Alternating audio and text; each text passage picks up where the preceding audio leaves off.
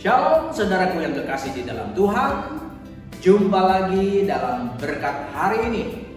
Berkat hari ini temanya adalah meraih masa depan. Kita lihat dalam firman Tuhan ayat yang cukup terkenal yang sering kali kita baca bahkan kita dengar. Di dalam Yeremia pasalnya yang ke-29 ayat 11. Sebab aku ini mengetahui rancangan-rancangan apa yang ada padaku mengenai kamu. Demikianlah firman Tuhan, yaitu rancangan damai sejahtera dan bukan rancangan kecelakaan, untuk memberikan kepadamu hari depan yang penuh dengan harapan.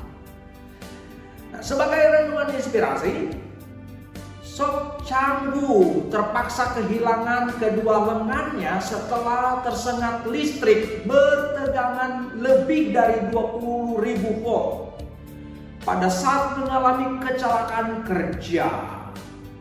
Nah, insiden yang hampir merenggut nyawanya itu. Kecelakaan itu akhirnya menghentikan karirnya sebagai seorang electrical engineer. Nah, suatu hari setelah Canggu mengalami kecelakaan, ternyata anaknya meminta dia untuk menggambarkan sesuatu. Nah, hasil lukisannya yang dibuat untuk anaknya ternyata menuai pujian dari banyak orang. Wah, jadi pujian dari banyak orang. Sehingga sejak saat itu ia memutuskan untuk menekuni seni lukis. Nah, pada upacara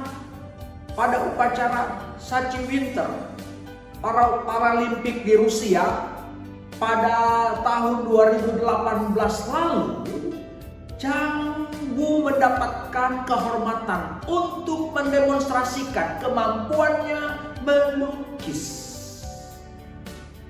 Nah, dalam wawancara dengan BBC, Canggu mengatakan bahwa ia menolak untuk menoleh ke belakang dan terjebak dalam masa lalu. Ia belajar untuk hidup menerima realita hidup dan berfokus pada apapun yang dapat dia kerjakan di masa depan atau di masa sekarang dan masa depan.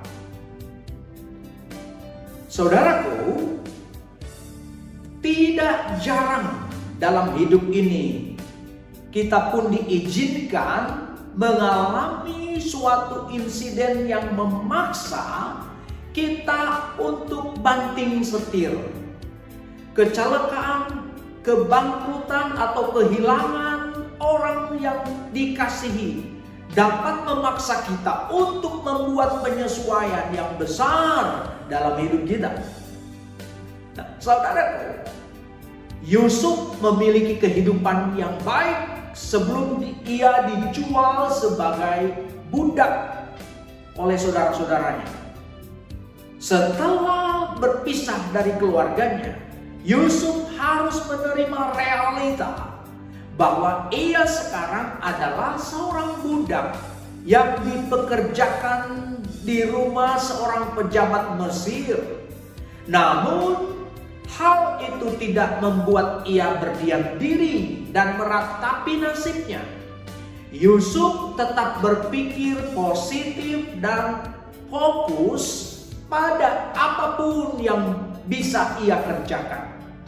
Ia memberikan yang terbaik dalam segala pekerjaannya, sehingga Yusuf mendapatkan kasih tuannya. Di dalam Kejadian pasal 39 ayat 3 dan 4. Nah, Yusuf terus memandang ke depan.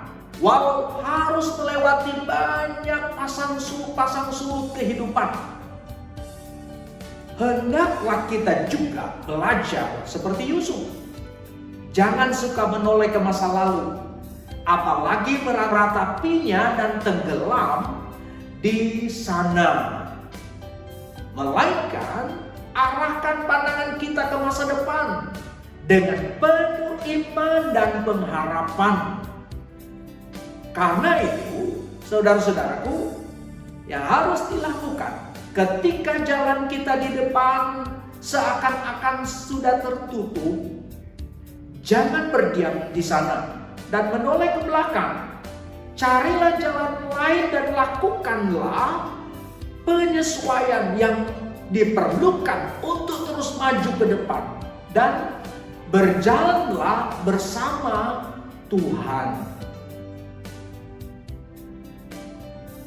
Sebuah kata bijak, jangan lihat ke belakang. Anda tidak menuju ke sana. Amin. Bapa di surga, kami bersyukur buat berkat-Mu yang luar biasa mengajarkan kami untuk terus maju di dalam Engkau walaupun banyak tantangan, banyak kesulitan. Karena kami percaya pertolongan Tuhan selalu menjadi bagian kami. Dalam nama Yesus kami berdoa dan bersyukur. Amin.